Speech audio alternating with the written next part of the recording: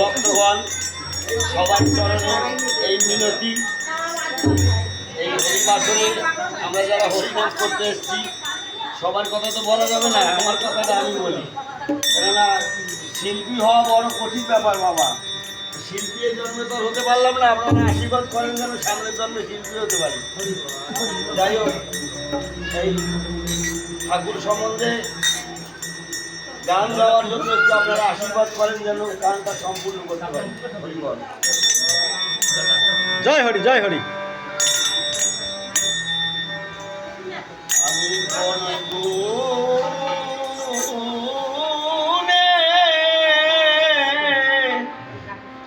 তোমায় পাব গুরু, সে গুরু আমার নাই।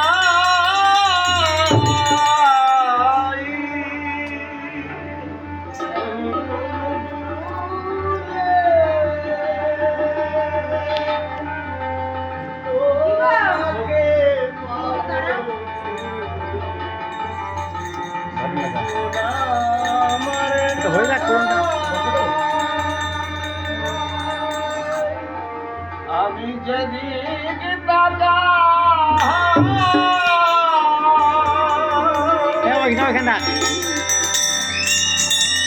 সেদিক সুন্দর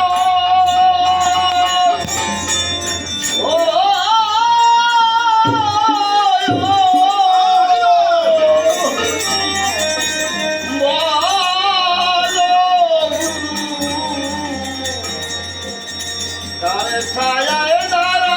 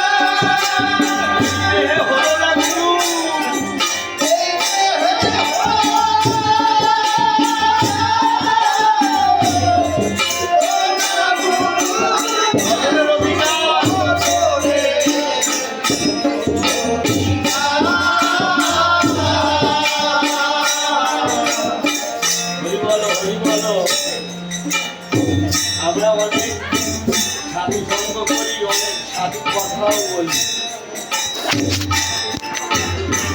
অনেক সাধু আমরা সেজেও ফেলি,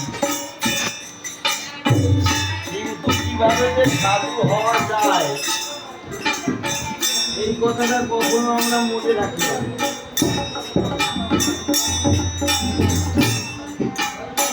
কেননা এখন প্রত্যেকটা পরিবারে ছেলে মেয়েদের আমরা কম্পিউটার তৈরি করি, মানুষ তৈরি করার মতন মানুষ সেই পরিস্থিতি নিজেরা তৈরি করে।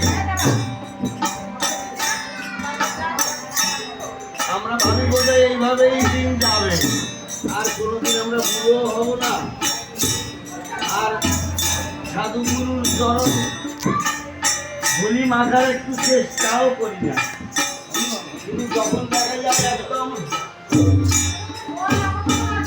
সফলবিহীন জীবন হয় তখন একটু যাওয়ার জন্য চেষ্টা করি, কিন্তু সেই প্রেম আর তখন থাকে না।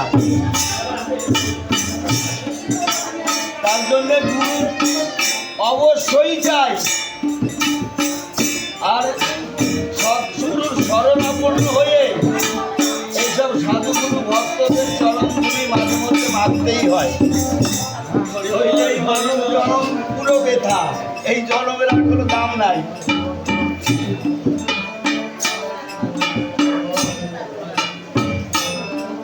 ভক্তি শূন্য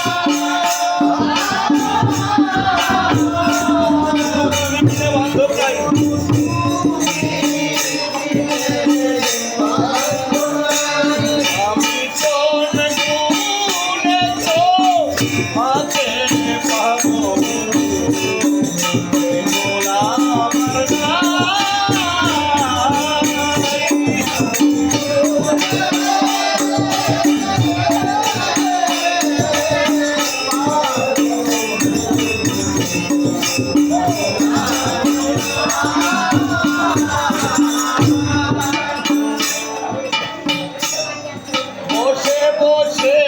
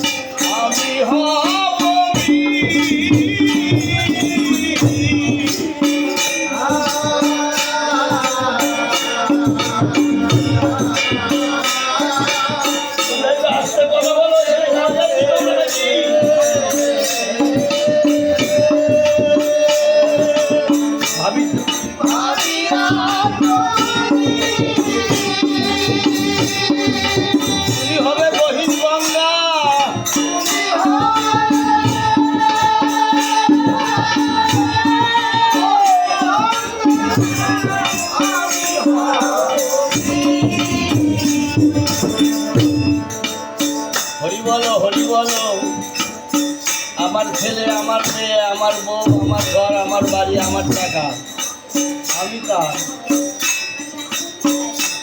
সবই যদি আমার হয় তাই আমি কার? হও না তুমি কোটি টাকার মালিক, 100 কোটি টাকার মালিক, আর যে দিন গেলে এক সন্ধ্যা ভিক্ষা করে খায়। একটু ভেবে দেখো, আমরা যারা হিন্দু সনাতন ধর্মের প্রতি, মরার পরে কিন্তু সেই 1 টাকার দিক যায়। তখন কোথায় কোটি আর কোথায় ভিখারি?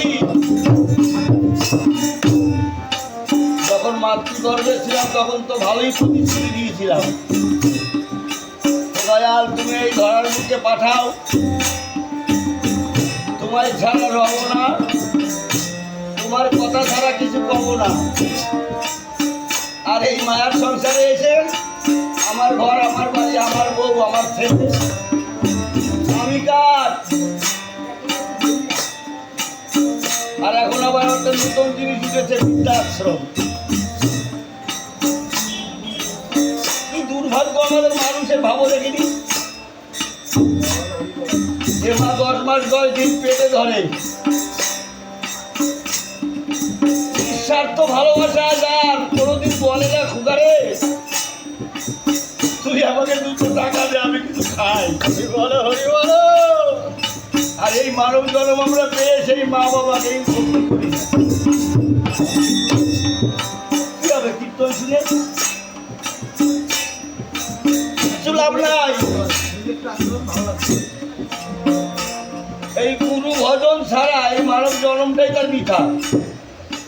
এর প্রমাণ ভগবান কৃষ্ণ চোখে আঙুল দিয়ে দেখিয়ে গেছে দুর্যোধনের প্রতি, দেখাই নাই বাবা?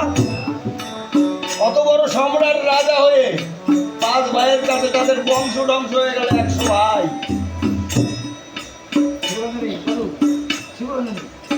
তবুও আমরা কি করি?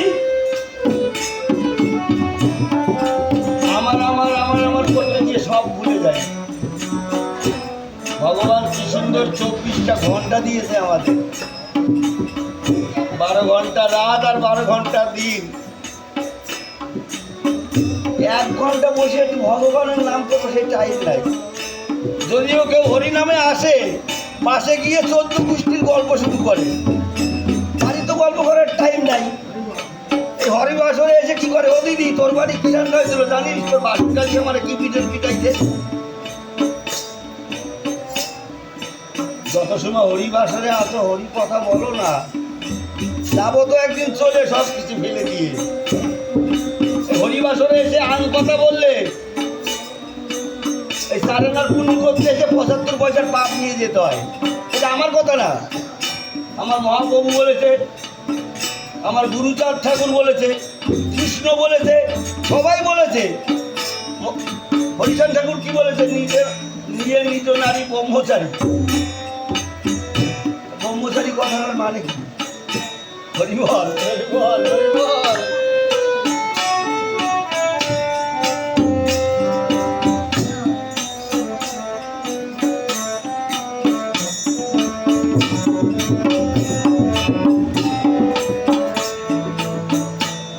বসে বসে ভাবিলাম যদি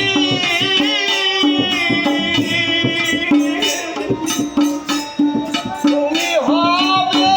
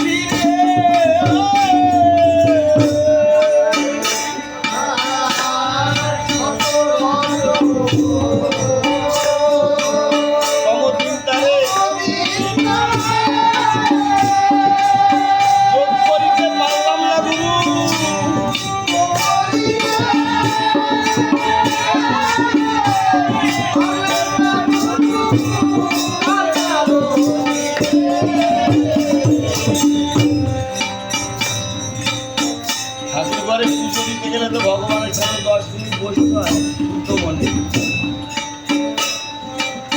তা যদি শরীরের ক্ষমতা একবার চলে গিয়ে চোখের জ্যোতি কমে যায়, দাঁত পড়ে যায়, চামড়া ঢিলা হয়ে যায়, তো ভগবানের কাছে প্রদীপ দিয়ে কি 8 ঘন্টা যোগাসনে বসা যায়? যদি অভ্যাস থাকে তাহলে যায়। এই 3 গুণ যতদিন সবল থাকে ততদিন যদি মানুষ চেষ্টা করে তাহলে হরিগুরুর সেবা অবশ্যই করা যায়।